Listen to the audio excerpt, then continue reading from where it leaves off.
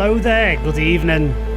Welcome to a very rare public live stream from my good self. Usually covering plugins and other delights for ADSR, but most of the MYT stuff and most of my live streams tend to happen for MYT members. But thank you, because this is a very different occasion. We've got 1 week to go until what you're hearing in the background and a plethora of other tracks are released. And yeah, it's an interesting time. As you all probably know, Dissolve is my first album as an artist. It's my debut album. And on top of that, it's the debut release of the brand new label, which you can see in the bottom corner here, Microdose Music. So it's a heady time, regardless of whichever way you want to look at it and cut it. And especially with the concept behind the label, behind the album, which I'm going to go through. And I want to, kind of understand, or I want to explain what the album is, and hopefully you guys will be able to fully kind of integrate with what the purpose of that album is. So before we get going, because I'm actually gonna go into Ableton Live and Logic this evening, and the technical stuff about how the album was created, the techniques are used, it's all gonna happen. We're all gonna, see all of that. And I'm gonna preview one or two of the tracks that we've not made public yet and give people a bit of a first flavour of that. But also, I want to cover in the next hour or so, might be a bit longer to be honest, I really want to cover the kind of the story, essentially, about how this album's come to be. Why am I writing an album now at this stage of my life, and the purpose behind it.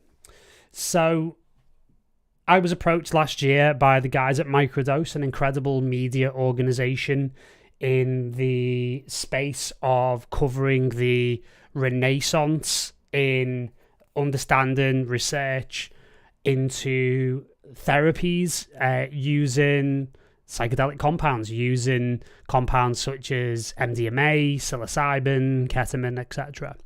And again, for those of you who may not be aware, there is a real groundswell now. There's a real movement of awareness, of understanding about how powerful and how efficacious these compounds can be for healing and treating various different diseases is a strong word, but disorders of the human experience, shall we say, addiction, PTSD, trauma, all of this kind of stuff is very, very directly treatable using these compounds. And as somebody who has benefited tremendously in my own life, in my own journey with plant medicines, as I like to call them, the opportunity to create music that supports people through that process became apparent through the partnership and the closeness and the relationship that I built up over the course of last year with Microdose. If you guys are not aware of who Microdose is or what they do, you can head over to their website. It's microdose.buzz. Very catchy URL. And we've got details about the record label. There was a fairly long form interview that went up with me a few days ago, because the big output of attending the Wonderland conference that they run in Miami last year and performing what you would call version 1 of the album in Miami was an intention and an idea to start a record label, because functional music is something that's really growing. It's music for wellness, sleep, meditation, breath work, yoga, study, deep work, all of this stuff. So psychedelic therapy tends to merge into that field. And of course, I would be, remiss and irresponsible not to mention, of course, the John Hopkins album, quite literally called Music for Psychedelic Therapy, which come out within the last 18 months or so, which is a beautiful record and, stands the test of time as a great testament towards, what can be done in this kind of space. So functional music is gaining a lot of popularity. You can go on YouTube and there's all kinds of 10-hour sleep meditations and all sorts of different varieties of that, music for deep focus, all of that kind of stuff. And it's been something that I've been quite fascinated by as an artist, as an audio engineer, and also as a trained sound therapist as well. So someone like myself who understands the therapeutic potential of sound obviously was going to be very interested in functional music, and then following the work of other electronic luminaries, especially the work of Tom Middleton, who has done amazing work in functional music, and he's now a fully fledged neuroscientist and an expert on sleep. And seeing what he's been doing in the audio space with that has also been tremendously inspirational. And then seeing various platforms build up like WavePaths, Endel, to name just a couple. And, seeing the explosion of wellness audio, whether it's guided meditations through the likes of, Headspace, Calm, all these different meditation apps, there seems to be a real interest. I mean, especially after, shall we just say, the last few years we've had and leave it there. It's been a fascinating time watching this kind of groundswell, and then the obvious thing to do, which is to create music that's specifically for these healing modalities. Having attended the Wonderland conference last year, speaking to frontline people who are actually participating as therapists in clinical trials for things like psilocybin mushrooms, for MDMA, for ketamine, which is legal in certain parts of the world for therapy, including the UK now. The number one thing that the therapists actually were saying to me in person was, we're not DJs, we're not great curators of music, we're therapists and we're here to help people, but when it comes to the musical elements, we're not experts in this field. And then that's when it just became a total no-brainer, I would say, to actually do something in this space. So Microdose Music was born, and I did a performance of version 1 of the album, which was an insane time compression because I was asked to fill a slot at the conference on 2 weeks' notice. So I literally had to create an album quite literally on 2 weeks' notice and then be able to perform it live, which went incredibly well. I was really pleased with the results. I managed to also create and deliver that performance in spatial / immersive audio using the D&B Audio Technic soundscape system, which we had installed, and be able to actually present it in 3D. And that's going to be a theme of this album, that it is going to have a lot of immersive delivery, because I've been working for the last 5 or so years as what I would call an in-house artist or a kind of a consultant for D&B, helping adapt the D&B soundscape sound systems to electronic music and other use cases such as this. So spatial audio and immersive audio surround sound is very interesting, and I think has a huge amount of potential for therapeutic application. Very different from the world that I come from, which is electronic music, big sound systems, pumping out big beats, big main room dance floor bangers, and that's all very well and good. However, over the years, I've developed a little bit of an awareness of what that could be doing to people's nervous systems, and I've got to really shout out an article that I will put in the description of the various videos, because I'm streaming this on both YouTube and Facebook at the moment, so I'll put the article in the descriptions and in the comment sections of all the videos. There was an article I read in 2017 by one of the legendary dub techno producers called Deep Chord, Rod Medell, his real name is, and it was an incredible interview in Accelerator magazine, which is available online. And he talked about how modern electronic music actually is potentially putting us into a sympathetic nervous system state. That is to say, fight or flight response. And it's to do with the compression of music through the likes of using MP3s to DJ with, certain sound systems rewarding and promoting harsh transients, things like this. And it really switched me on as somebody who was DJing quite a lot at that time, and went through a real peak in my career off the back of working with Sasha in 2015, 2016 on the Scene Delete album and on a few other productions. And it was really interesting. It really captured my imagination and really played into my qualification as a sound therapist. So of everything that I've just told you now, this album is quite literally the culmination of not only the last few years of going on my own healing journey with the benefit of plant medicines and psychedelics, experiencing incredible healing, incredible releases, personal growth, and really discovering who I really was underneath all of the trauma that I was carrying ever since my childhood. This is almost the culmination of my life's work. And the feedback from the people who have had advanced copies of the album so far has been overwhelming, if I'm being completely honest. It's been obviously overwhelmingly positive, and it's been a really beautiful thing to witness even those people having an amazing experience.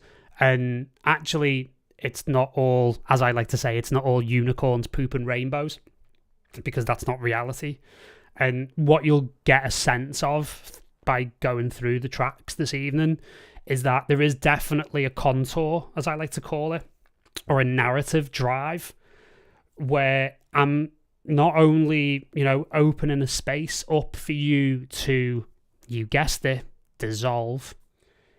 It's also quite challenging in moments, and I was really happy to receive some feedback from close friends of mine who have listened to the album and have said that in occasion, in moments, it feels like quite a challenging thing, and it's pushing at certain aspects, and that's kind of what I want. So to understand the whole thing and, to kind of possibly disappoint the electronic crowd who, were possibly expecting my debut album to be, full of dance bangers, there is not a single drum in this entire album. There's nothing. There's absolutely not one piece of... I mean, there is some rhythmical elements to it, but there's no drums. It's a completely beatless ambient experience, and it's all the better for it, I have to say. Being able to step away from the confines of the 4/4 or even the breakbeat or even any form of fixed tempo has been a beautiful experience, and I think it's something I've been yearning for. My soul has been yearning for it for a long time, and it really allowed me to not only flex my my sound therapeutic muscles in the intention of this album, it also allowed me to flex my film scoring muscles, because that's an area that I'm increasingly moving into. So it's been an amazing process, and like I say, the vast majority of the album happened in an incredibly intense 2 weeks that unfolded before last November, essentially, before I got on a plane, went to Miami, and then delivered it. And as I say, that went incredibly well. We had the 3-dimensional sound system. I also used a visuals platform with audio reactivity known as Volta, which some of you may have heard of because they've had an amazing rise in awareness in electronic music, and they've been doing a lot of gigs. They've been doing a lot of festivals like Glastonbury, for example, and been doing visuals for huge artists this year. And the platform is actually free of charge. You can go onto volta-xr.com right now if you want to and download it, and it's an amazing platform for live streaming, for creating audio reactive visuals, and the first version of the album was, again, a unified experience of the music you'll hear, immersive audio, and audio reactive visuals generated by Volta, which I was all controlling on stage. So it was, quite an undertaking. And as I say, I couldn't be happy with how it came out. And like I say, next Friday, the 28th, 1 week from today, the 28th of July, we are releasing this album. It's done, it's finished, it's mixed. I'm going to show you the whole process shortly. And it's been a wild ride of getting this to the finish line over the last couple of weeks. Wrote an entirely new song, which is one of the songs that's available on preview. And the album, for those of you who don't know, is on pre-order at Bandcamp right now. So you can obviously search for it. If you just look for Paul Nolan Dissolve or Microdose Music, it should come straight up. Of course, I will put the link in the comments after the video. So if you do feel called to obviously support the album by putting a pre-order in so you get it on release day next Friday, that would be absolutely fantastic. Of course, next Friday is also Bandcamp Friday, which is a very deliberate move for us to release the album on this day because we obviously want to maximize the success. And one of the things that we're going to mildly announce here is the intention was to put the album out on streaming 1 week later on the 4th of August. However, we've encountered some delays with being able to upload the Dolby Atmos version of the album because it's actually quite an arduous process to get Dolby Atmos mixes up onto streaming platforms. It's actually a manual process. So we've decided to actually put the release back of Dissolve on streaming platforms like Apple Music, Spotify, etc. to the 18th of August. So the new release date for streaming is going to be on the 18th of August. Of course, up until that point, it is exclusively available on Bandcamp, and we appreciate your support on that. We've already had some requests to actually cut vinyl for the album, which I'm incredibly flattered by. I've actually never had any of my music out on vinyl, so this is something I'm kind of keen to do. However, it does obviously depend on you. It depends on you. If you want a version of Dissolve on vinyl, you need to let us know that that's what you would like. And one of the things that we're going to do is investigate the possibility of using Bandcamp as a way of generating a limited run of vinyl. So we can do that in a Kickstarter kind of way. So if you are so committed to having a copy of Dissolve on vinyl after you hear it all, or even hearing the previews over at Bandcamp, as I say, 2 of the tracks are available and you'll hear some more of those tracks tonight, you will be able to do a pledge which will allow us to pay for the cutting of the vinyl itself. So your order essentially covers the distribution cost and the creation of the vinyl itself, and it's something we can do in conjunction with Bandcamp. So if you're really into that, then I'm absolutely open to doing that, and we can hopefully make that happen, because again, an artist having something cut to vinyl is a big thing.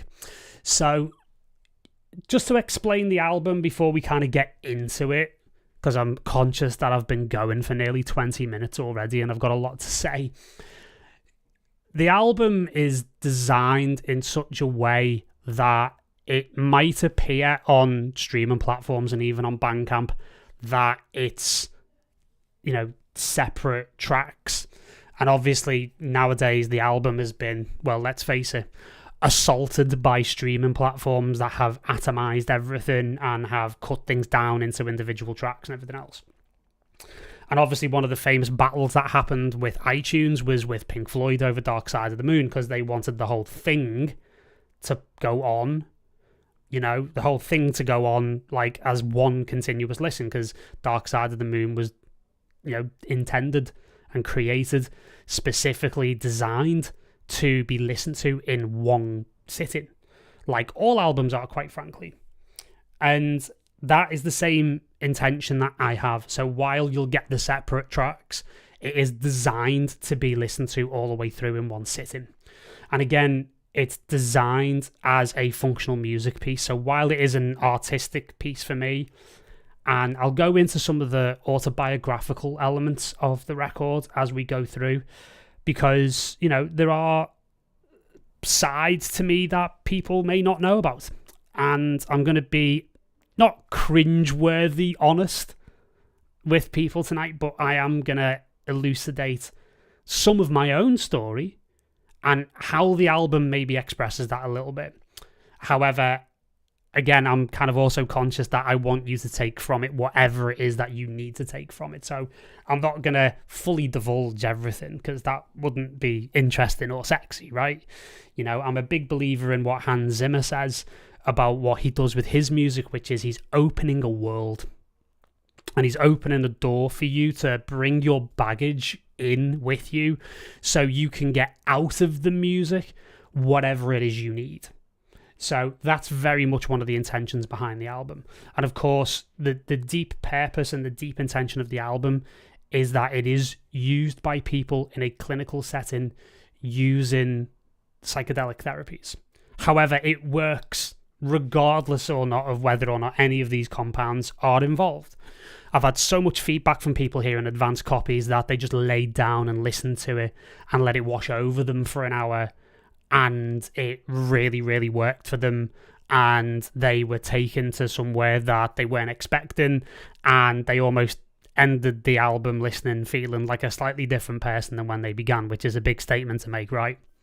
However, that being said, you know, other people have fed back saying that they've listened to it on a train, and like a hour-long train ride flew by because time kind of like dilated a little for them because of where the album kind of takes you. So it's designed to be sat and listened to in one go, in one listen. It's designed not only for, again, aforementioned psychedelic therapy, it's also designed for any form of self-care practice, yoga, meditation, mindfulness, sleep, breath work, deep work, study, focus, research, sleep, all of this stuff. And very, very interestingly, it sits in the middle of all of this, and this is what my deepest intention was, is to help you to, again, dissolve. Because my experiences with plant medicines and in ceremonial settings are exactly that. The word to use is to dissolve. Aspects of my previous self dissolved. Aspects of my experience as a human being dissolved. Such concepts as things that we make up that we believe are real, like the mind, like our egos, like traumatic memory, limitations that we place on ourselves, or the traumatic experiences that we've been through leave within us, can be dissolved, released, let go of, healed, accepted, whatever terminology you'd like to use. Hopefully by the end of the album it moves you through that process and supports and guides you through that process, so then you can emerge lighter, brighter, closer to the version of yourself that you've always known that you can be. That is the idea behind the album. So don't worry, I'm still going to make a load of dance bangers after this. But this is the intention behind Microdose music. It is to create and curate and release music to the widest audience possible in this space of psychedelic therapy music, functional music, the whole totality of it. And we've got another 2 albums coming after this one, which I'm incredibly excited by. And we're going to go into that in more detail next Friday, because we've actually got an online summit, which you can go and look at now at the Microdose website. So if you go to microdose.buzz, all the details will be there. Again, that's another thing I will put in the descriptions and the comments after this video, and you'll be able to attend this online summit next week. And at the moment, there's going to be 2 panels. There's going to be a panel on the story of Microdose music with me Richard Scaife and Nicholas Earls, who are the three founders of Microdose Music. I'm the co-founder and the overall label manager. And another panel after that will be on the relationship between music, visual art, and psychedelics. And we've got some really great guests lined up for that. And after that, next Friday, this starts at 7 p.m. UK time. I think that's 2 p.m. Eastern in America. And I think that is 11 a.m. in the West Coast of America. I'm going to actually, around, that'll be what, about 7:30, 8:30, around 8:30 in the evening UK time.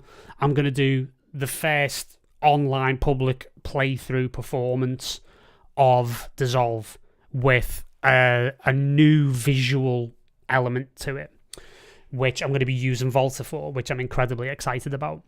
So join us for that next Friday. All details will be getting disseminated as we go through, and then that will be our release day party. So you'll be able to attend that beautiful online event where there's going to be some amazing wisdom shared. And also you'll get the playthrough, you'll be able to buy the album. And another thing that we're working on at the moment is I'm just putting the finishing touches to a digital bonus booklet, which will only be available to people who buy on Bandcamp. So that's going to be a nice bonus. And in the run-up to the streaming release, there's going to be some other stuff happen. I'm actually considering filming a yoga class to the album, because maybe you don't know this about me, I kind of wear a few hats. During the last couple of years, shall we say, where the thing happened, which, we don't need to say it. We know what happened in 2020. I actually trained as a yoga instructor. I've been a pretty devoted hardcore yoga practitioner for over 10 years now, and I decided to put that to good use by becoming a qualified teacher. So I'm a qualified yin yoga instructor, as well as sound therapist and audio engineer, etc. So I'm actually going to do a yoga class to the album, which will hopefully be quite effective, and to show the functional music functionality in a yoga environment, if you will. So lovely stuff. And again, some people have done my yoga classes before, because there's like 5-6 hours worth of yoga classes on the MYT platform for artists, because again, we're a holistic artist development platform. So there you go.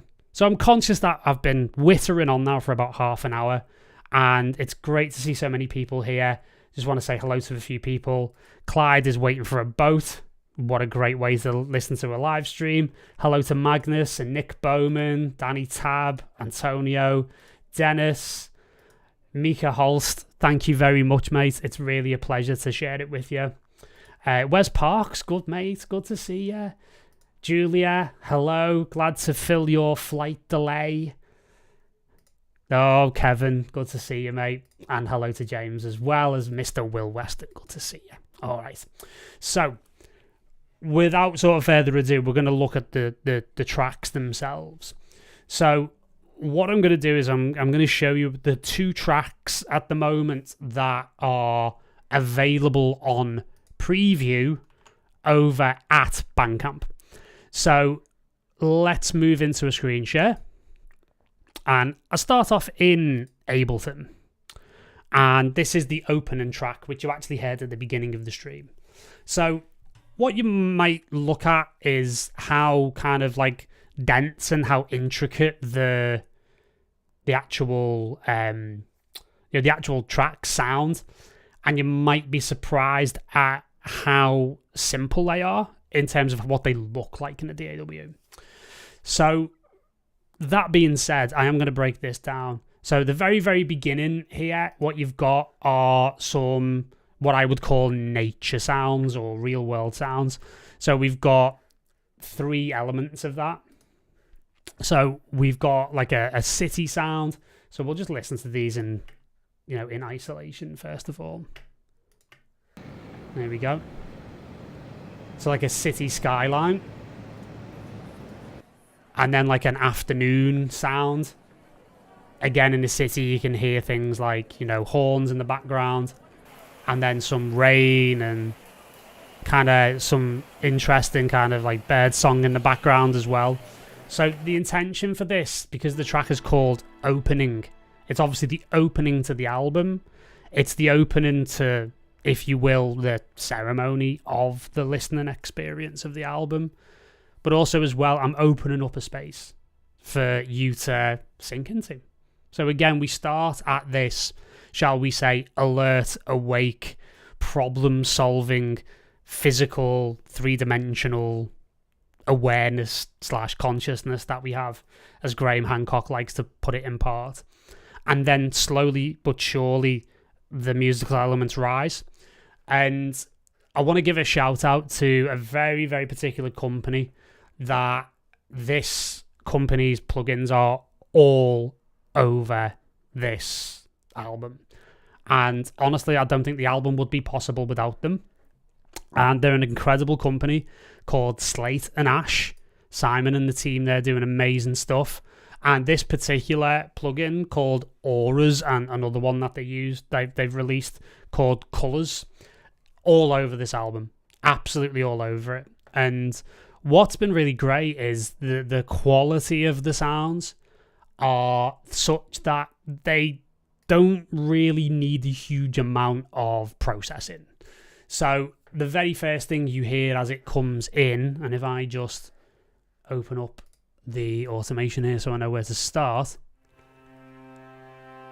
you get this beautiful sliding, morphing string that just continues to kind of waft and wash over you. And it's this continual thing. So as you can see, it's a held chord. One of the things that I'll address right now, if any of you sort of music theory / production nerds are considering asking, pretty much the whole album's in A minor. And that's because I'm not, a music theory, Luddite, although we can always learn more, right? It was a very deliberate decision to write the album in A minor, because if you listen to it, it's a very open, yet beautifully expressive scale. Again, A minor is literally just the white keys from A to A, right?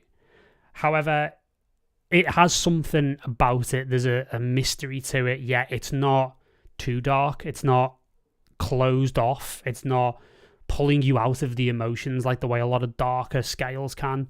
It's still very welcoming and very inviting, and it's incredibly flexible as a scale. So even though it seems a bit reductive and a bit simple to go with A minor, it was the most obvious choice. So for me, that's where the rubber really hit the road, and understanding where that was coming from. And then, listening to this, there's another element here. If I open this up, there's another Auras, which has this beautiful sound called Seance, and the two just layer beautifully. And it has these beautiful chimes, as well as the more sort of wistful kind of string elements in the higher registers. So if I combine that with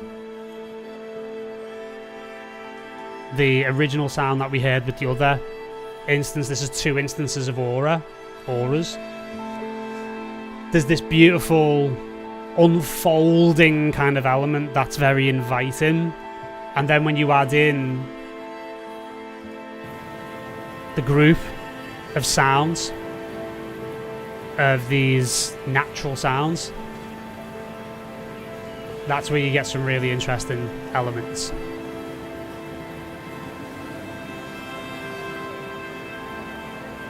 From there, as with all good ceremonies, they need to start with a chime. I own a set of what you would call tinctures, which are the little kind of, chimes you see connected by a bit of, leather or rope. And these were manually recorded using this very microphone, actually. So there's a couple of sounds that I've recorded here at home in the studio, and I've basically just done this to the final version, to this composition, essentially. So these chimes, very, very nice.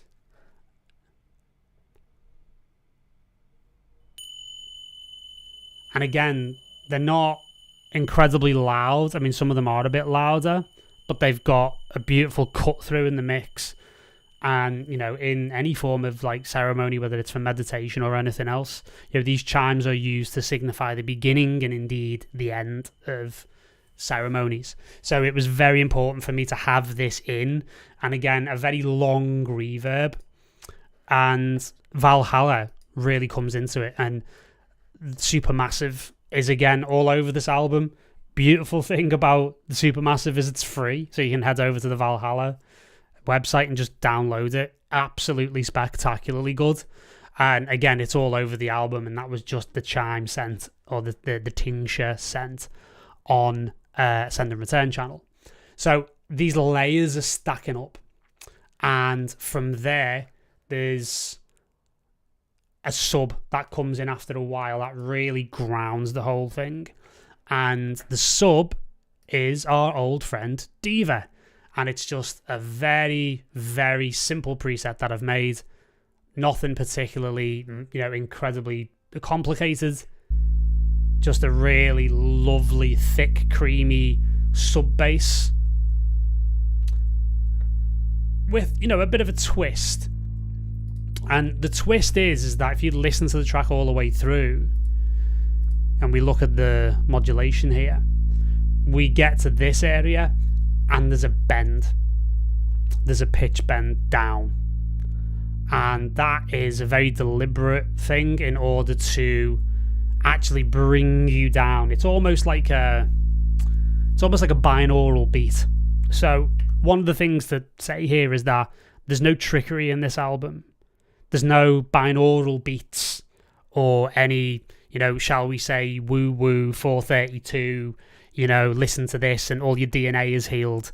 I'm actually not massively on board with a lot of that stuff, if I'm being completely honest with you.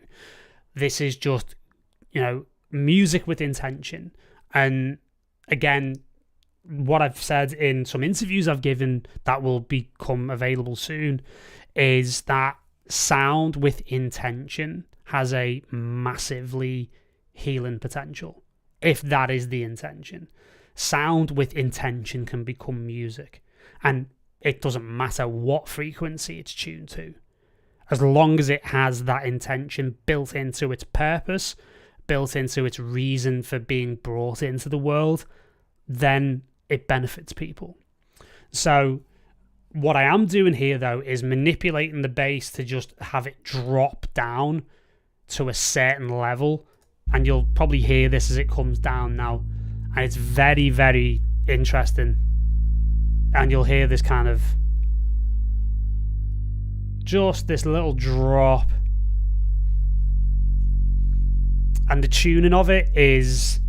it's dropping down by 5 semitones. So it's like a perfect fourth. And then it stays there. And it even stays there through a movement down in pitch, which you will hopefully hear here. There you go. And then you'll get this movement. And then it comes up again. So the whole idea behind this is to kind of like have you set up in the space and then take you down into a different level, because it's a kind of a signifier of what's to come.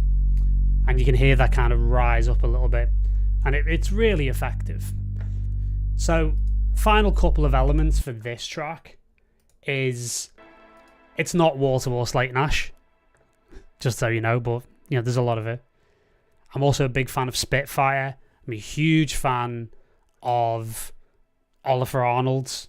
Huge influence on me. You know, a lot of the influences for this album, Nils Fromm, Oliver Arnold's. I would say the biggest influence of all is Cliff Martinez. And yeah, Cliff Martinez, everybody goes, oh yeah, the Drive score, phenomenal. Actually, the score of his that's been the most influential to me is his soundtrack to Solaris, which is just a stunning piece of very, very subtle but very emotional work. And I would highly recommend anyone who hasn't heard that soundtrack to listen to it, and actually listen to it without the film. because it's an insanely beautiful, beautiful album, and so delicate and so uplifting and so transformative that it beggars belief. It really does. It's an insanely beautiful album. And one of the instruments I love from Spitfire and their whole collaboration with Oliver is Stratus, the more sort of piano-led element, and there's a grid involved and everything else, and there's these beautiful presets that you get with it, and this is more synth-led, and this is just a stunning shifting piece that really works, and it just gives that extra edge on top that works as a juxtaposition to the more organic acoustic sounds of Auras. So it works beautifully. And then adding in the layers, so you can see there's like a 3-note chord by the end here, and it just helps lift it even further. And again, the only thing happening here is a send out to Valhalla Supermassive. As you can see, all of the processing is off, and you can hear how great it sounds. And again, a third layer comes in. Again, it's all octaves. Well, I say octaves. It's A and then E and then the A above. So it really lifts elements. And then if we bring the whole thing together,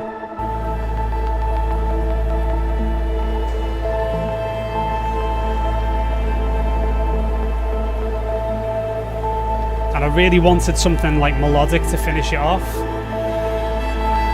So just a very, very simple operator patch, just that lovely kind of high sine wave, and then a little bit of echo, a little bit of Valhalla Supermassive, and that's it. So again, the whole thing is deceptively simple, but has a lot of richness, a lot of depth, a lot of space, a lot of immersion, and that's kind of exactly what I was going for in the whole production process. So again, the whole thing hopefully washes over you and you don't realise that actually the first track is actually 8 minutes long. And that's kind of the whole point, you know. And again, the cityscape in the rain is kind of pulling away and is actually leading you somewhere else. Where exactly? Who knows? So there you go. So that's opening. That's the first track. Then on top of that, what I'll do is I'll show you the other track that we have that is on preview at the moment. So to explain, these two are not in sequence. I'm going to, allow you to experience the whole thing on release day.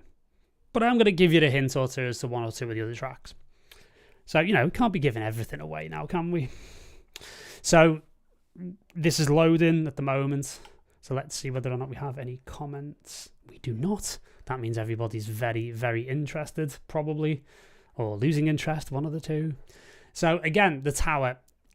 So this comes later on in the album. You'll see it in the track listing. It's actually 5th on the album, but then by the time you get to track 5, you're actually, you're a good 30, 40 minutes into the album. So from there, this is kind of like getting towards the crescendo of the whole thing.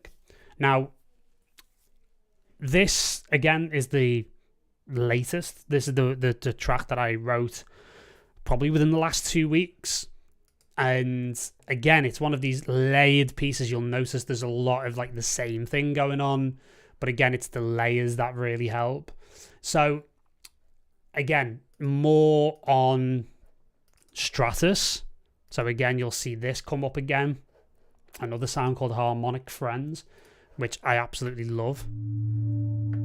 Which is kind of this meditative, almost like organ/gong kind of sound. So you'll see this recurring theme all the way through the tracks we look at, where we actually have, these long evolving pieces.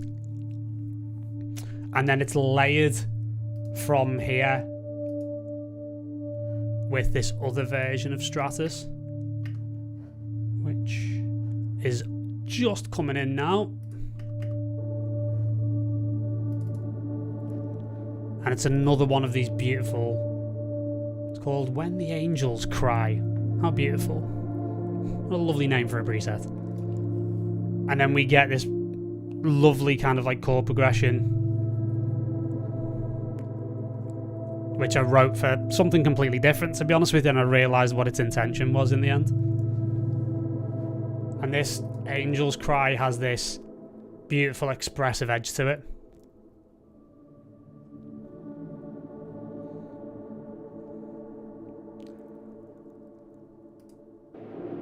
And then adding in this other element up top.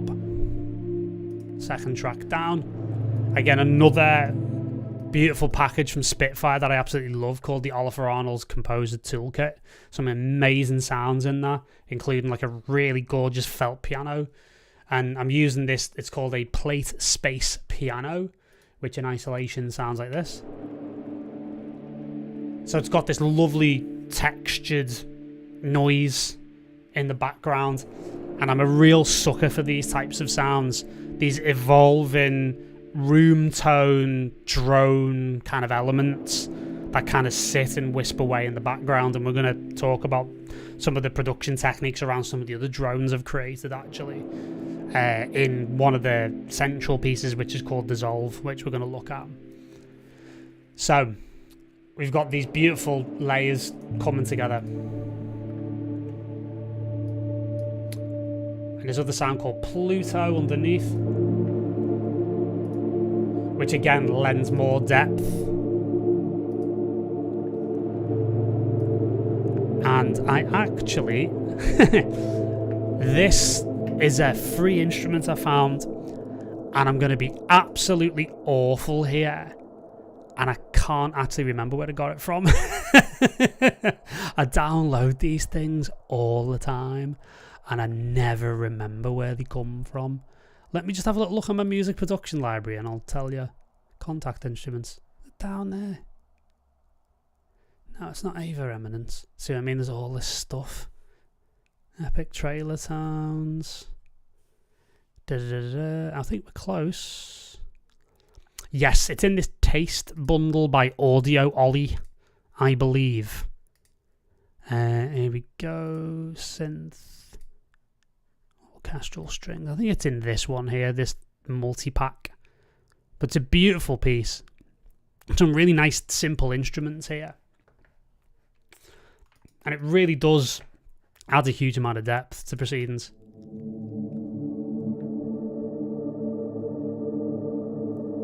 And again, Valhalla coming into it on a send. However, in this case, it's not Valhalla Supermassive.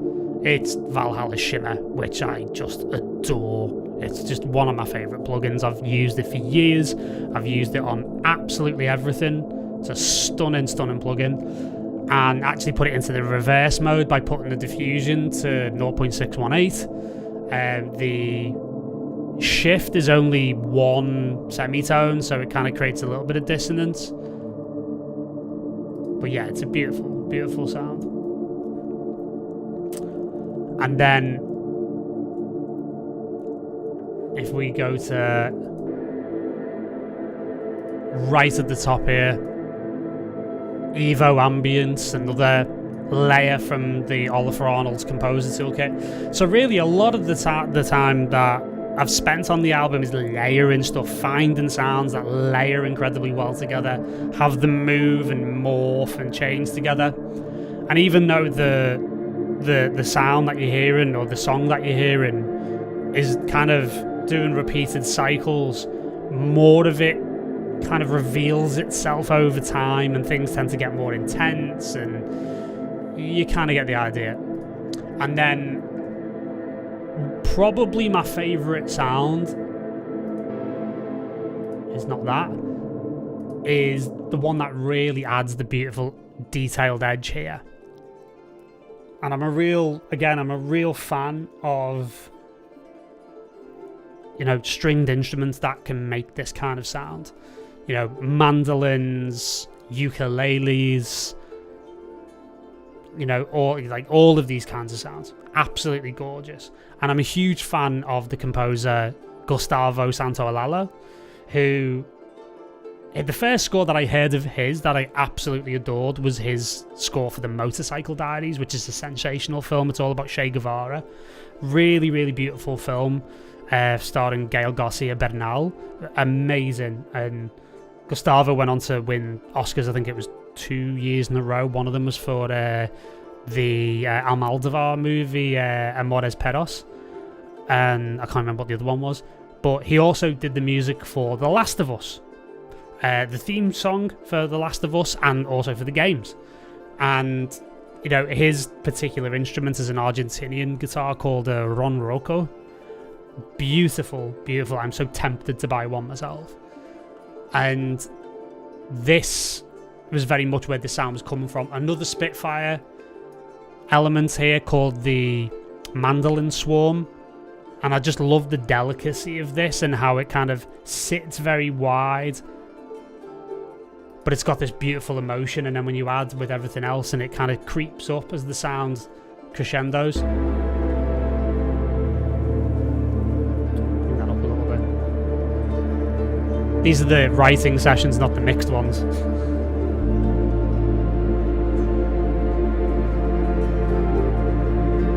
So hopefully you're getting that stereo image on the live streams. There's this beautiful width that the mandolins give in this swarm state. Okay, 2 more secrets to give away on this track. One is this string sound.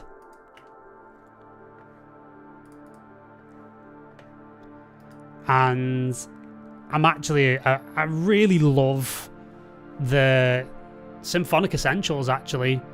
These guys. The Symphony Essentials String Ensemble. Very simple, you know, block instrument with violins, violas, cellos, basses in. Really, really lovely. And this is actually my favourite articulation, is the harmonics. Because as you can hear, it's got this like reedy, kind of woody kind of sound. Not the big sort of bombastic Hollywood element. Really suits the, I want to say, like the neoclassical kind of style. Again, I've mentioned them before: Nils Fromm, Oliver Arnold, the likes of the dearly departed Johan Johansson. You know, these people are all massive influences on where I'm coming from as an artist these days. And again, you can see the dynamics. I've done some automation here to help the strings swell and come down and open up. So the whole thing's breathing, it's morphing, it's moving, it's changing shape the entire time. Of course, you heard bass there as well. This one was a slightly different instrument. So I've not used the same instrument all the way through for sub bass, because I think it just gives a slightly different character if, you know, as opposed to using the same thing all the way through. Arturia Juno 60 emulation. Absolutely love this thing. One of the better emulations, I think, of a Juno 60. And actually very similar to the real thing, actually. So yeah, I'm well into this, and the sub bass you can hear very rich. Yeah, really gorgeous sounds as we go into the lower register. Just again, a very simple patch. Nothing too complicated. Just a sawtooth wave and a square wave together, very low on the filter. No automation really, I just wanted it to sit. And again, there's an echo here, one of my favourite delay plugins. And this beautiful tail emerged from its use on the mandolins, which you'll kind of hear as it builds up. So a lot of work went into the sends and returns and actually treating them like instruments. So if I stop that there, you'll hear this lovely ringing out. This dubby ringing out of the echo here, because again, it's very high feedback. 90%. It's got that slight dubbiness to it because I've rolled back on the low end or on the high end, and again, it's got that kind of quality to it. So, you know, that's the whole thing. So, again, like, just to kind of address this, you may look at the tracks and go, oh, is that it? Yeah, but by the same token, it's many layers. Like every note, every articulation, every instrument, every chord has its own place. And at this point in the album, I'm trying to get something very specific across. And there's a reason why the track is called, or the song is called, The Tower. And for those of you who are maybe aware of the tarot, it may well be, and even if you're not, look up the tarot card called The Tower and what it signifies. And then you'll get an idea about what I'm hinting at with this. So from here, what I'll do is I'll show one more track because I want to sort of highlight some techniques and to give you an idea about where it's really going. I'm going to go into the middle of the album, and this is the title track of the album. It's called Dissolve, of course, because it's the same name as the name of the album. And this is an interesting one because this is where it really does head into like real functional territory, because, you know, to tell the story of that, Dissolve is actually, if I just move back into the main camera here, as all of this loads up, you know, the Dissolve as a track is actually a 13-minute gong journey. And this is where a dear friend of mine called Hoppy Wimbush, who is on the album in a couple of different ways, this is where she really contributed, because I'm also in the process of producing an album for her, which will be coming out on Microdose Music in November. And one of the things we did for my album is we recorded this gong element, and we did it in this stunning studio in Wales called Monkey Studio. Shout out to Jethro and the crew at Monkey. Beautiful studio, incredible setup in the middle of nowhere in like deepest, darkest Pembrokeshire in Wales. The type of place you go to retreat, to work on creativity very deeply. And what we actually did is record these gongs, or this gong, I should say. And it's a big old gong. So I'm going to bring these two images up. So it's a big old gong. I think it's like 18 inches or even bigger than that. And what you're about to hear are the captures of the mics. So I've got these two. And for those of you who may not know about stereo microphone techniques, this is like a classic technique that you would call the Alan Blumlein technique. And you basically position one microphone, which looks like it's facing side on away from the gong or from the sound source, and you put that into a figure 8 position. And then the mic on top is in what you would call a cardioid pickup pattern, and it rejects from the back, and it creates a very, very detailed stereo image in front of the mic array, as we would call it. I'm using AKG C414s, incredible multi-purpose microphones. I've used them many times over the years on the likes of drum overheads, and because they're quite hardy but quite sensitive as, you know, condenser mics, they were perfect for the gongs. Now, the eagle-eyed amongst you, if I just zoom this picture up a little bit, you may have noticed I'm actually miking the gong from behind, which is the crazy thing. So that's the crazy aspect. I've mic'd the gong reverse of where it's being hit. However, what came out was pretty astonishing. And this is what you're going to hear. And there you go. So just to answer a couple of questions here. Yes, it was Babel. Well done, Will. Cinephile you. Supermassive use for long reverbs. Correct. Long reverbs and kind of like hybrid delays into reverbs, that kind of thing. Thank you very much, Micah. Okay, so moving back into the share. So there's a couple of things going on. So there's the 4 gong channels, if you will, the spaced pair that I had in the room that captured some of it, as well as the microphone technique you've just seen. There's also some drones. So what I'm going to do is, I mean, I'm not going to play the whole thing because it's, well, actually, when you go for the tail, it's actually 15 minutes long. So, you know, we're getting into some pretty, you know, long territory here. But this is what the middle of the album is. And I've treated the gongs in a certain way. I mean, again, somewhat crazily, what you'll see is that even though there's Slate Digital virtual mix consoles in here just to kind of, you know, add a little bit of saturation and a bit of warmth to the signals, there is no EQs. This is literally how it was recorded. And there was no processing. We were quite lucky as well because Monkey Studios have a beautiful bank of Neve preamps, and they just do the best job of capturing the signal and just really, really putting it into a beautiful position to be recorded. So what we'll do is we'll start by listening to a section of the gongs on their own, and you'll get a bit of an idea of where we're going with it.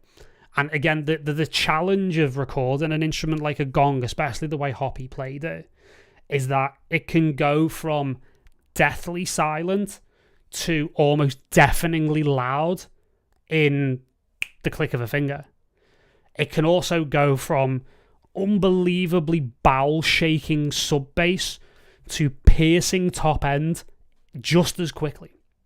So that's a very big challenge for, you know, a recording engineer to kind of, you know, stand up to. And thankfully, you know, I seem to get it right. So let's have a little listen to this early section. And we're going to just play it from here. So you get these incredibly eerie sounds, and then the play off, because again, if you look at the Ableton session here, you'll see it on the lower channels. If I just move myself out of the way here, more towards the bottom, you'll see there's a lot of sends and returns going on. So again, obviously, Valhalla, there's a shimmer there with a 1 octave up, so it's almost performing a similar kind of vibe to something like a Soundtoys Crystallizer, which is another big fan of. I'm another big fan of that. I had to fit in like the iconic, notorious MYT accelerator reverb in here. This has been used on many a dance track, so I almost had to kind of like, I don't know, keep the thing going. It's a bit like a Wilhelm scream in movies. It's like it has to be used somewhere. You've got to fit it in somewhere. So it's just this big, massive reverb, which is like 16 seconds long. Also, as well, another element is I'm a massive fan of unfiltered audio products. I did a preset pack for their synth called Lion a while ago through our friends at Plugin Alliance.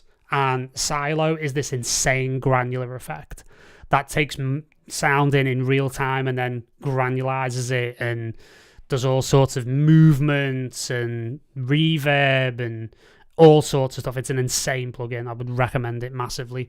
I am a huge fan. Like granular, anything granular, I'm all over. It's really my thing.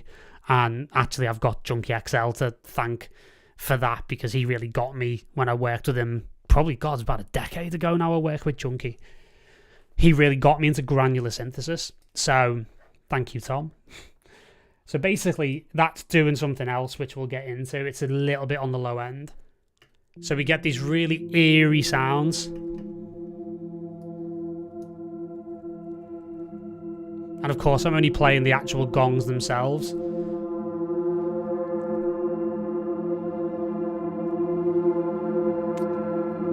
And then there's the actual, you know, the effects. If I take the effects off, this is pretty much what it sounds like. So the effects are doing a great deal to extend the envelopes and create this really eerie kind of vibe. So you can hear that kind of like detuned, weird drone at the bottom from the unfiltered audio. So what I'm going to do is I'm going to play little sections of it.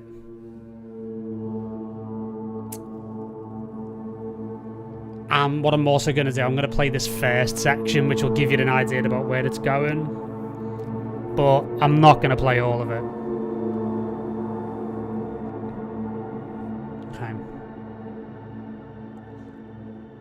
And this is the real sort of peak of the darker energy of the album, essentially. God, I love this sound.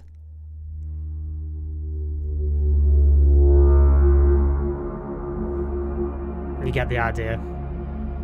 And it's amazing that a gong can make that kind of sound. And it's because it's being played in a certain way with rubbers rolled across or, you know, pulled across the surface, and it resonates in a completely different way. It's one of the most harmonically rich instruments you'll ever hear. It really, really is. Again, I'm not going to go through the whole thing because you've got to leave something to the imagination. But this is part of what's going on here. Now, for the drones, I would say I put probably more work into the drones than I did on recording the gongs, if I'm being completely honest. And there's 3 elements here which I'm going to play to you, and then I'm going to run through how they were actually made. So there's this lovely kind of like,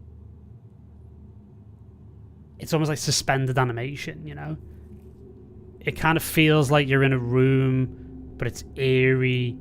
There's a lot of really interesting things going on. So, like I mentioned before, I'm a huge fan of Nils Fromm, Oliver Arnolds, etc.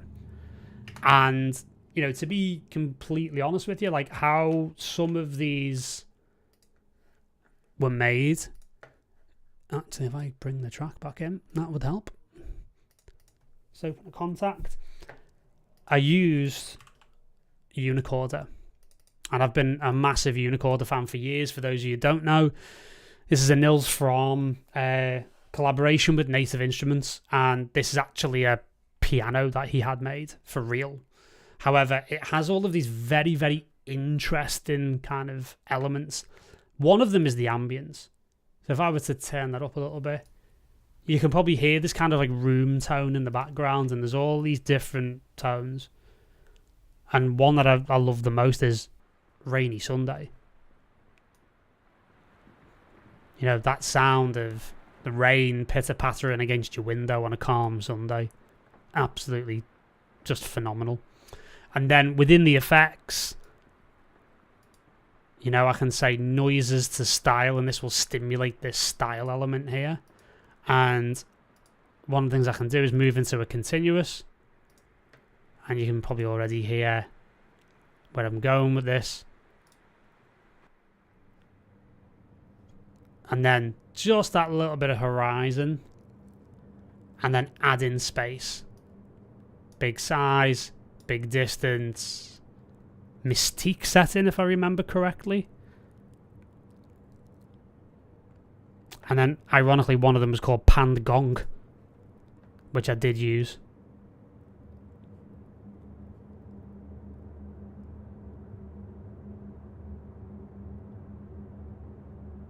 Okay, so there you go.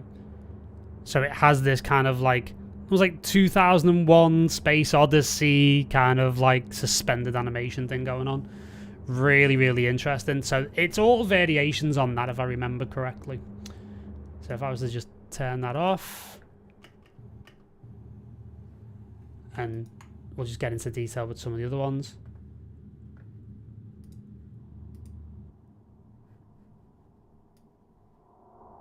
So this one again, very much very spooky kind of sound.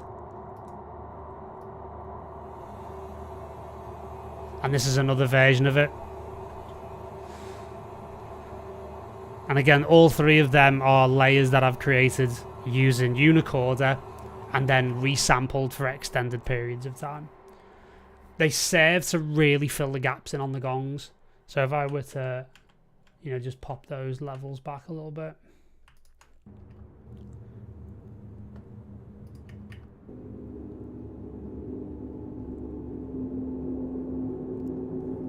You can really hear where there was silence before, it still carries, and then the tails of everything really work.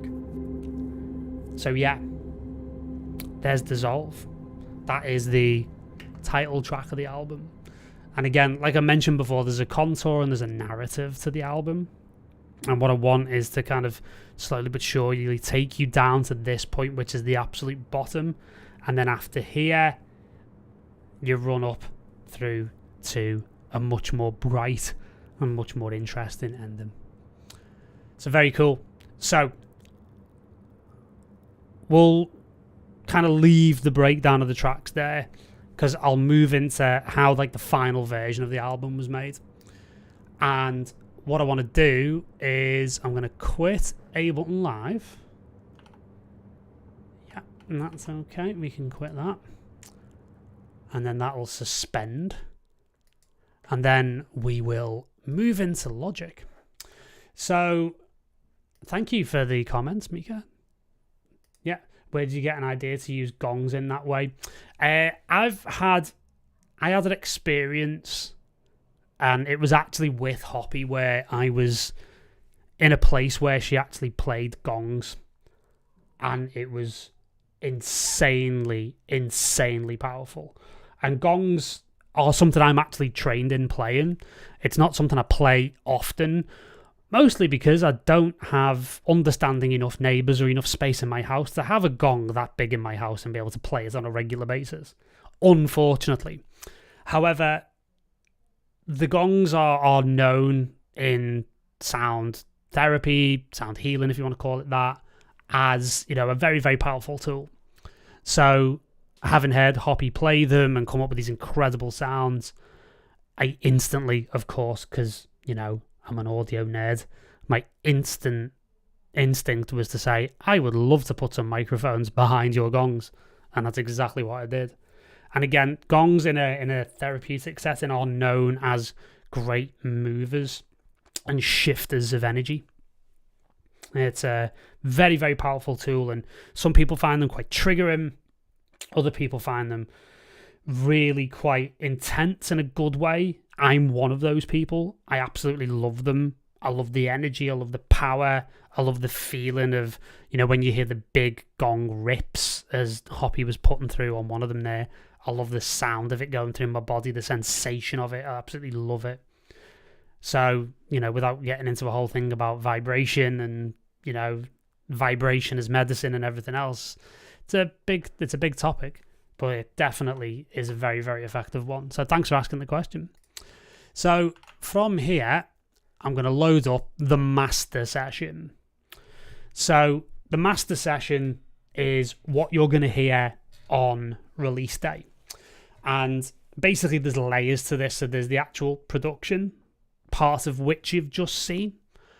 There's also the mixing, which I've done in separate sessions. And now what you're going to see is the final elements. And again, even within this element, there are two layers.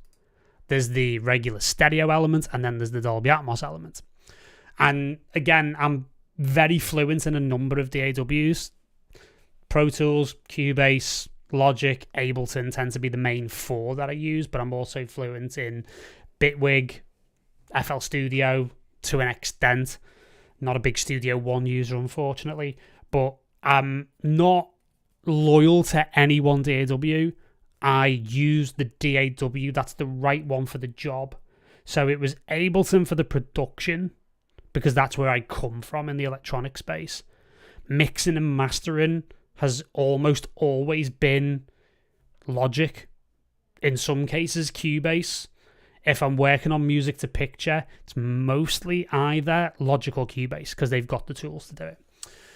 So to mix the final sequence of the album, I'm using Logic.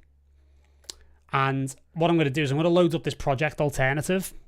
So within Logic, you get this thing called alternatives, which are essentially projects within projects. So I've got a stereo version of the mix, and I've also got a Dolby Atmos version, which the Dolby Atmos one was the first one that opened there. So what I can do, if I just take everything off hide and just open everything up, this is literally the entire album. And it worked out in the end at, actually, it was 83 tracks. So quite an interesting element. So what I've done here, obviously, you can see the stems for opening are here. So let's say, for example, if I hide everything else and just hit H on the keyboard, there you go. There's the stems, mixed, a little bit of panning going on, etc., etc. Adding a little bit of automation, a little bit of movement, it's all good. And then that is the final version. So that then gets output. What you'll notice is that there's a very sort of clear cut here, and that is because the final version of the album, which will come out on Bandcamp next Friday, and also the one that goes out on streaming, is designed, like I said before, to be a smooth listening experience all the way through.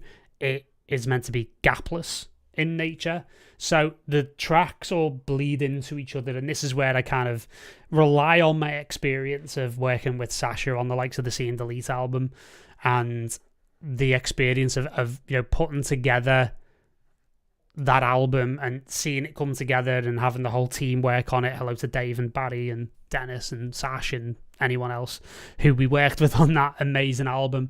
I literally wouldn't have written this album if it wasn't for See and Delete, because that was a very different production, and it's something that really set me on a path. So I've got a lot to be thankful for those guys. It was an amazing time of my life. So as you can see, we've got these overlaps going between the tracks. So in order to have that work properly, I've had to basically cut where one track ends and the next one begins, and then have the beginning of one track kind of be included in the end of the previous track, and then the same all the way through. So, and then be very, very accurate about how I've output them. So it's allowed me to bleed stems into each other. So actually, in the case of Leave This Plain and Caged Bird, two tracks that have not been played yet, and to be honest with you, I'm going to just play little sections of them. What you'll get I'll just play the transition here.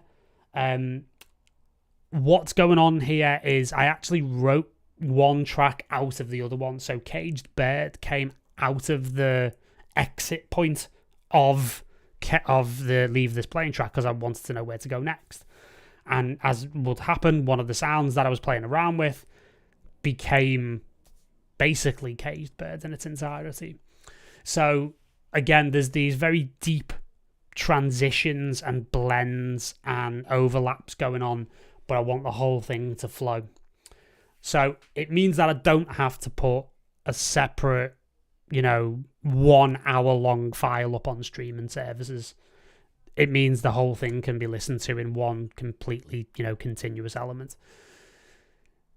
So if I play the end of Leave This Plain into Caged Bird, you'll see exactly what I mean. And I'm just going to hide everything else. There we go.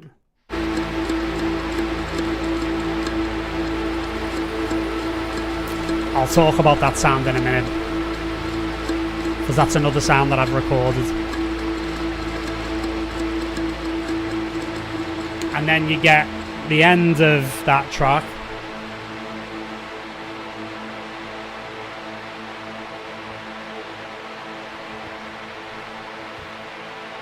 And then you can actually see and start to hear very subtly the next track moving forward.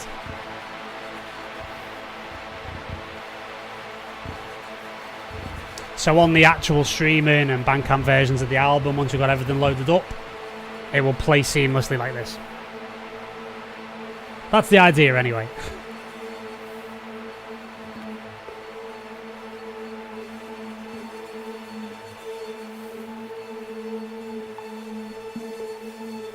And there you go.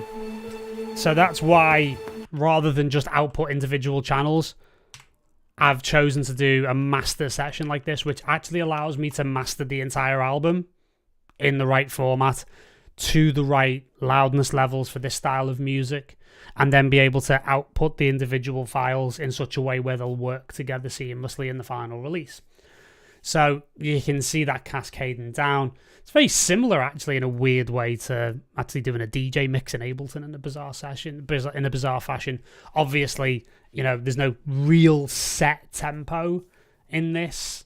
You know, it's very blurred, and it's been an absolute pleasure to work off the grid for a while, in more ways than one, as I was mentioning before. So the whole thing cascades through and arrives at the end track, which is called Emergence of Light, which, you know, hopefully you'll enjoy when you finally hear it next week. So you've had a little hint there of Leave This Plane, a little hint of Caged Bird there. Caged Bird is actually something that it's the track that I've got the most feeling towards. It's a really deeply autobiographical track, and there's a lot of reasons for that, which I won't go into. However, there is something that happens in the middle of that record that I'm not going to fully go for and fully disclose, because I want it to be a surprise on release day. But it tells a very fundamental story about my life experience. I will leave it at that, and I will allow you to come to your own conclusions and hopefully reflect on how it works and how it applies and resonates within your own life. That's the whole intention. That's hopefully what art does. Okay? So from there, I've done the stereo version, output all of that. That's ready to go. The final layer is then to layer on the Dolby Atmos. Now, one of the things I will say is, I am fairly sure that if you are wearing headphones, watching this, you might get a little bit of a taste of the Dolby Atmos here.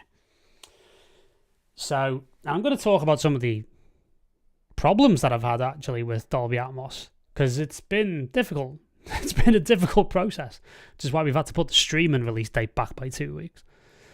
So again, it looks very similar in terms of the whole session. However, the fundamental operating basis is very different, because we have this guy. This should be in the Dolby render. I don't know why it keeps defaulting back. So this is the plugin that handles Dolby Atmos. It's baked into Logic, and honestly, I've looked at and sometimes used Dolby Atmos applications within other DAWs, like Pro Tools, for example. This is the best implementation. It's very simple, very, very easy to use, and as you can probably tell, I've not mixed it in a Dolby Atmos room. I've mixed it in headphones, because that's where most people are going to hear it. So, as you can see, I've pushed it quite hard. 90 objects across the entire album, which I also regretted doing in this fashion for reasons I'll get into in a moment. But what you'll see is that there's movement, there's automation going on here, and you'll get a taste of the surround version, because as I said, I'm pretty sure this is going to output, because I can hear it in headphones, so you guys should be able to on the stream on a pair of regular stereo headphones. Basically, Dolby Atmos is like a really advanced version of binaural audio, which again gives that perceived depth of field. It's like a pseudo surround format. The clever thing about Dolby Atmos is that it can unpack itself into multi-channel, multi-speaker environments as well. So that's what makes it quite a powerful thing. And also as well, obviously, you can listen to Dolby Atmos mixes of tracks and albums on the likes of Amazon Music, on Tidal, mostly on Apple Music, and it will be exclusively Dissolve as an album. It'll be exclusively on Dolby Atmos on Apple Music as of the 18th of August. So I'll explain a little bit of the technique behind it, and you'll get an idea. So again, I've had to do it in layers and passes, essentially. So stereo first, then go back and do the Dolby Atmos section. And you can see the objects that are working in the space. So you can get that extra sense of depth.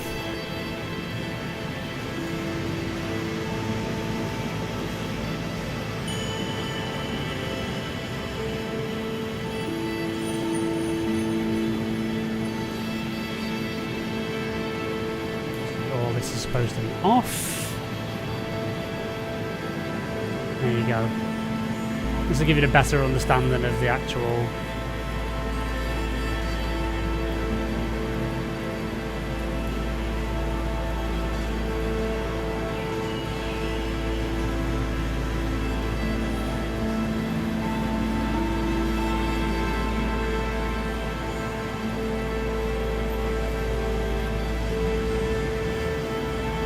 Again, some objects actually placed behind you. You can see the movements.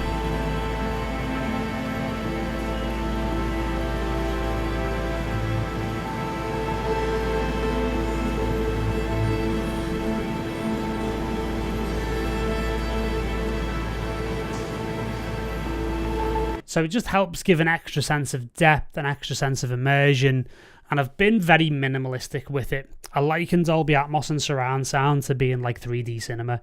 It can either be incredibly alienating and can pull you out of the experience, like in 3D cinema, you know, where they're constantly pointing things at you, which was really annoying, and I really didn't like it, and I only really went to see a couple of 3D films. And, you know, the two that I went to see that I thought really worked, Hugo and Gravity, were the only two that really incorporated. They made the 3D part of the storytelling. The rest of it was just, look at all this fun stuff we can do. And it really didn't do anything for the storytelling medium. It's the same with Dolby Atmos, same with any form of surround sound.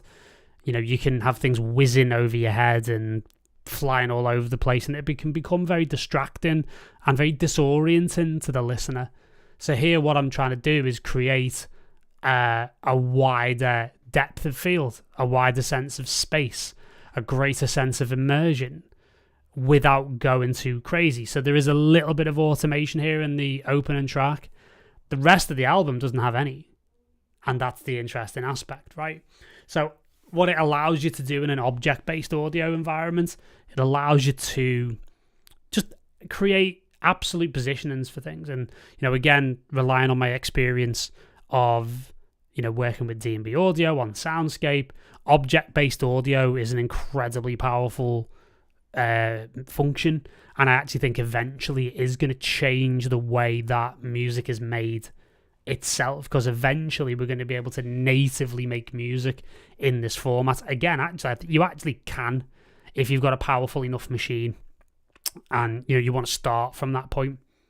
My next experiments will be that, to start in a blank Dolby Atmos session and actually create music with it. So all that being said, the entire album is mixed in Dolby Atmos. This is where the problems came in, because if you're thinking about doing something similar, I have a cautionary tale for you all. So as we mentioned before, if we open everything up, it's 83 stems. I thought it was 91, sorry. But it's 90 objects, right? And we'll get into a little bit about the Dolby Atmos thing in a minute. However, when I went to do the outputs, what I very quickly realised was Dolby Atmos, when you do the export in a format known as ADM BWF, very catchy title, but that's for Dolby Atmos. What happens is that no matter what the track is and how many tracks are being used, it renders 83 stems. So I was starting to render the album and I was like, why are my tracks 20 gigabytes each? Basically.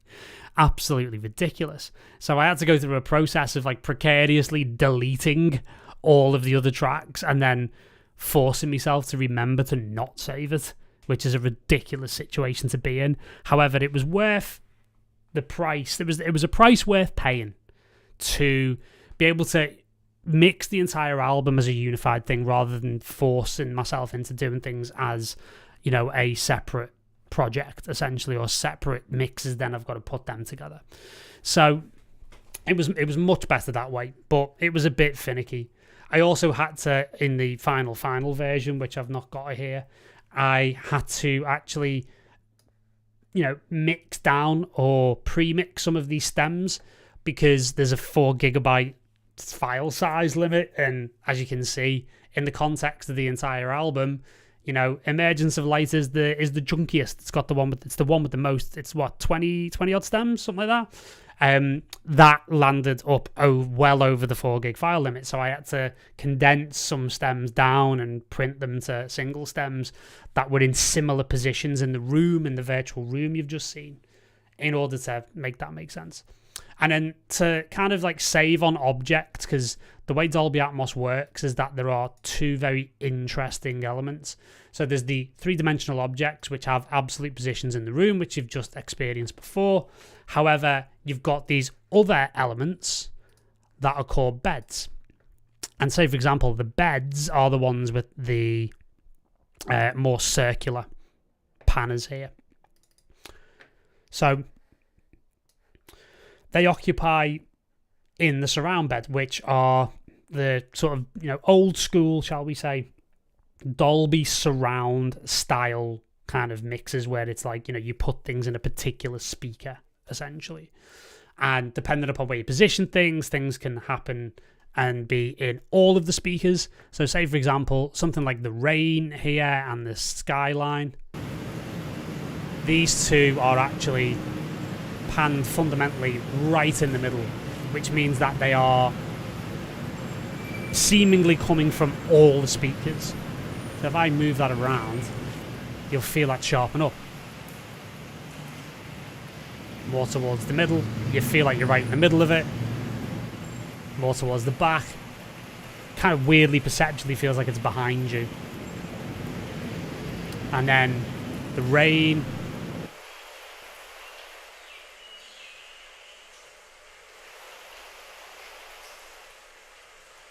You get the idea. Very, very clever.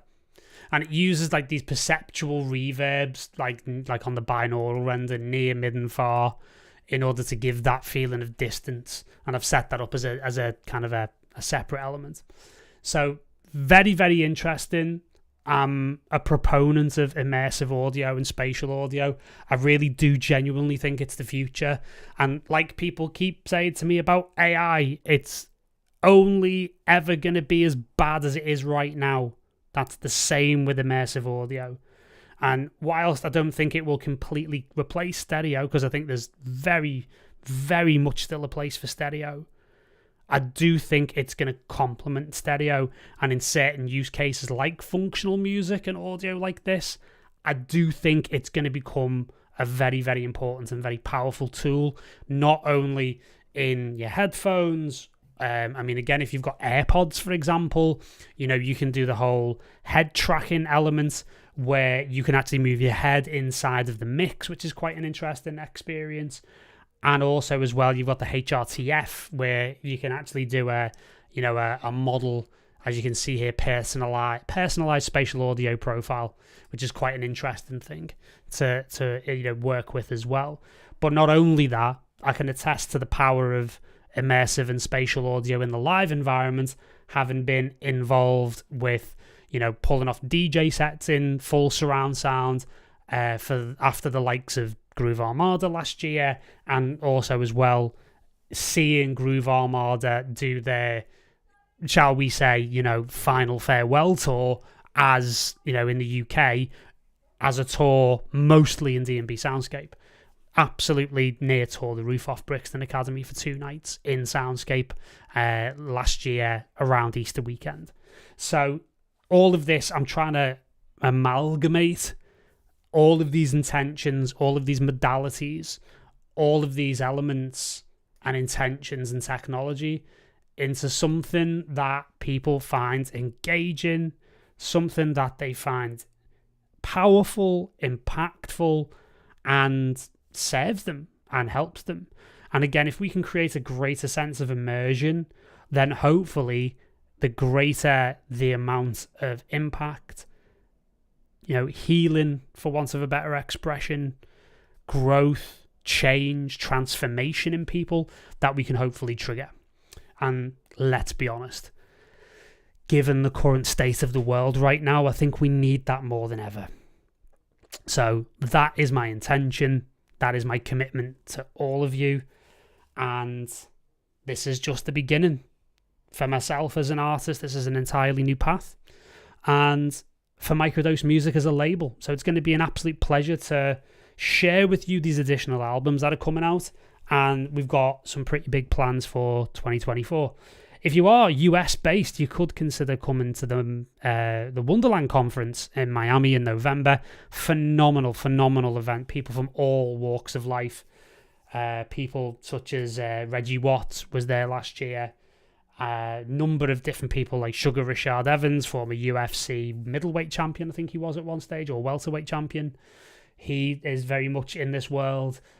Previous keynote speakers have been the likes of Mike Tyson, Paul Stamets and Rick Doblin, who have been heavily featured on Netflix by documentaries such as Fantastic Fungi and Michael Pollan's documentary series based on his book called How to Change Your Mind. That was a really, really big moment for the whole sort of psychedelic renaissance, if you will. And those people are going to be there. It's a weird thing to say, but some of the people I've just mentioned I now count as personal friends. Very, very strange. However, this is all part of the deeper purpose of trying to bring as much benefit to people as humanly possible through this music, through the intention put into it, and also as well by utilising, hopefully in wider contexts and in the best possible way, in the safest and most efficacious way possible, these compounds that we're continuing to discover have huge amounts of benefits for people who need the most amount of help, support and healing in their lives. So hopefully you'll join me in hopefully helping manifest that as a reality. It's been a really, really, really interesting process. Okay, so a few final questions. Mika, do you have some limiter on a Logic Master channel? I did have on the stereo version. I'm a big fan of Newfangled Audio Elevate. That's been my mastering limiter for quite some time. And for those of you wondering, the album was mastered to an absolute maximum of -16 LUFS, which is the standard that is described and specified by Apple. Spotify, I believe, is slightly different. You can go to -14 LUFS, but they'll always boost that up. On the Dolby Atmos element, on the Dolby Atmos side of it, actually, no. There is no limiter on there, because limiting in Dolby Atmos is not a thing at the moment. I know they're trying to work on their dynamic range issues, because for certain styles of music, obviously they still want loudness as well as the dynamics and the immersion, but hey, you can't have everything, right? And fortunately enough for this style of album and this style of music, loudness is not a concern. So having a limiter on the master for Dolby Atmos wasn't really a concern, although I do believe that is changing. Nick, did you produce any of the album while using plant medicine, or was it a result? It's a result of it. It's a result of all of my experiences. I have had a pretty incredible near 7-year journey with plant medicines. And what I will say is, like, my sort of larger work with them is done, because I went through a very intense stage of doing a huge amount of work with them in a very, very short space of time, which was the right thing for me to do, That being said, I'm not averse to them, obviously, to using them in future. They've given me and I've helped develop within myself, because I think it's an important distinction that, these medicines are not doing it for you, and they're not a panacea, and they're not a cure-all, and they're not a miracle. They are things that are there to help us. Beautiful tools with their own wisdom, their own insight, their own teachings. But you're doing the work. And let me tell you, I have had the shovel in my hand for a long time. And I'm not going to go into detail about that, because I don't think it's appropriate at this stage. However, at some stage in the future, there's a book in my experiences that I have an idea for, and I've kind of laid the outline of as well, which will kind of perform various functions. Be part memoir, part field trip guide, for part instruction manual for first timers, if you will. Although that's going to wait until more of these compounds hopefully become legalized and become more widely accessible in the right circumstances, administered by well-trained people in beautiful settings that help people to get the most out of them. There you go. Thank you for coming to my TED Talk. Okay, Mika's got the last question of the evening. Dolby 3D is awesome. How this should handle in mono mixing. Actually, mono stems are actually the best way to work in immersive audio, ironically. So we kind of go backwards to go forward. And I know everything you've just seen there is, in stereo, shall we say. However, stereo stems can be used quite well. If you're going to do a lot of movement, then mono stems are the best. And again, think about it, things like bass, etc., are mono anyway, essentially, like sub basses and things like that as well, so they can be treated. So I mean, that's the great thing, it opens up so much possibility, because in the correct kind of object-based audio mixing environment, of which obviously I've had a huge amount of experience with D&B soundscape, you can literally throw anything at that. A mono stem, a stereo stem, a 5.1 stem, a 7.1 stem, a 7.1.2 stem, and it will just take it and assign object numbers to it, and you can do whatever you want with it. It's incredibly flexible, D&B soundscape. It's one of the most powerful things I've ever seen. And it's actually so powerful that it's kind of hard to talk about what it can't do. So as more and more venues are having soundscape systems installed, the likes of the Royal Albert Hall in London, there is a possibility that I might be playing a show in Bristol at a venue with a soundscape system, but I don't want to say too much at the moment because I'm in the early stages of sorting that out. And again, the intention is that if there's enough demand from various festivals and stuff, I'm more than happy to take this album on tour. So, yeah, keep it locked. Keep it locked. So, yeah, there we are. Thank you very much for watching. It's been really lovely to show you a big part of the album and how it's working, explain the intention and the purpose and the vision behind it and the concept of microdose music. And I think it's been a great way to, hopefully increase the interest in it before we move into the release week next week. So thank you very much, one and all, for watching. Thank you for watching live. Thank you for watching if you're watching in the future on repeat. It's been an absolutely beautiful experience. Thanks to all the comments and people who have been dropping comments. It's been great. Hope you've enjoyed it. Reach out to me when you've got the album. Tell me what you make of it. Tell me how you feel. Tell me what you feel like you got from it. The whole 9 yards. Everything. Thank you, Mika. It's really beautiful of you to say. It's been great. Thank you very much. So yeah, I'm looking forward to hearing what you make of the album. And again, share with me what your experiences are, where it took you, what you felt, what you let go of, how you feel after it. Whole 9 yards. I want to know all of it. Thank you very much, guys. Much love. Enjoy your weekend. I'm going to take a nice weekend off with some light viewing of Oppenheimer tomorrow and some rest. So thank you very much, Nick. Thank you very much to everyone. We'll see you guys soon. Much love.